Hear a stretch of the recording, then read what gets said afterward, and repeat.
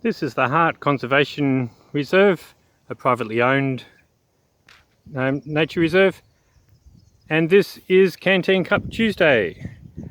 For donuts you'll need your canteen cup, stove, some yogurt, some flour, some cinnamon sugar, 2 manual agitation devices and 1 donut retrieving device, and of course some oil to fry them in.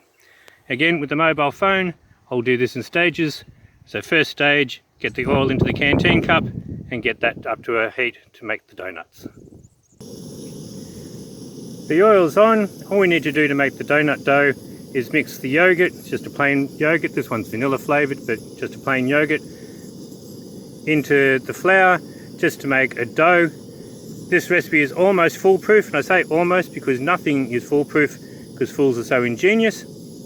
What you need to do is make a dough. If it's a wetter dough, that doesn't matter, it'll taste more like churros. If it's a drier dough, it'll taste more like donuts. So it's a win-win really. So I'll mix that up and I'll show you what's up next. Alright, the dough's done. I've broken it up into a couple of little balls. That's why you need the 2 spoons, because you're not going to need to scrape that off into the oil. The oil's ready. You notice I didn't give you the amounts for the 2 ingredients, because it doesn't matter. You just keep mixing until you get the consistency that you want. As I said, dry makes it more donutty, wetter makes it more like a churros, but it doesn't really matter. So depending on how many you want, I've made enough there for 5 or 6 maybe. They don't taste very good cold, they don't taste very good reheated, so just make enough for what you want for immediate use. I'll pop them into the oil and show you them bubbling away in a few minutes. So there they are, bubbling away. They take about 2 or 3 minutes each to cook. And then once you take them out of the oil, put them straight into the cinnamon sugar mix and eat them straight away. I'll come back again when they're ready. So having used the donut retrieval device, I've dropped it into a container of sugar and cinnamon mix. How cinnamony you want it is up to you, of course. And then in a minute I'll break it open and show you what it looks like inside. Surprise, surprise, there it is ready, and it looks just like a donut. Back soon. So that made 6 walnut size donuts. So while I'm going to eat those, you can enjoy the heart. As I said, this is a private reserve. It was bought up in 2007 by the local Field and Game branch. Field and Game Australia is a duck hunting organisation. Field meaning field skills, so shooting, they do target shooting, and game management skills. So they bought this up, planted something like 50,000 trees. You can see some of the young ones there.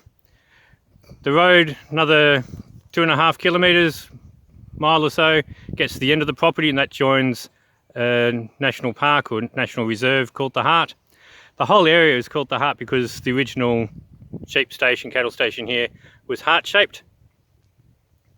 So they bought up this area as degraded farmland, and they've planted the trees. They removed something like 20,000 tonnes of carp, and it borders onto the Latrobe River, which is just behind me, and behind the Latrobe River is Dowd Morass. So we're surrounded by wetlands. This river flows into the Gippsland Lakes, and so we've got quite a few wetlands around here, and over the course of the Canteen Cup Tuesdays I'll take you to the various wetlands. So looking back along the road, the property goes another 7 kilometres in that direction and joins up with the Sale Common where I was the other day. So thank you once again for watching Canteen Cup Tuesday, and I'll see you next time. Cheers, bye. Just a last bit to finish. Here's an image of what the Hart Morass looked like when they bought the property and what it's starting to look like now, 13 odd years later.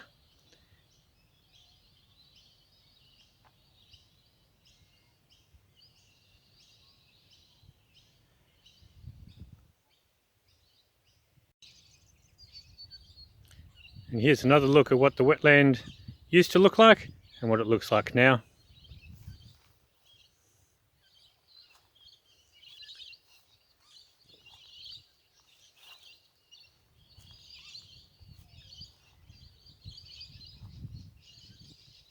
And the lagoon in the background is quite unique too, because the pH in there is somewhere around 4 or 5, and according to the scientists, plants shouldn't grow there and therefore animals shouldn't live there, but they do, which is quite strange. Thanks again for watching. See you next time.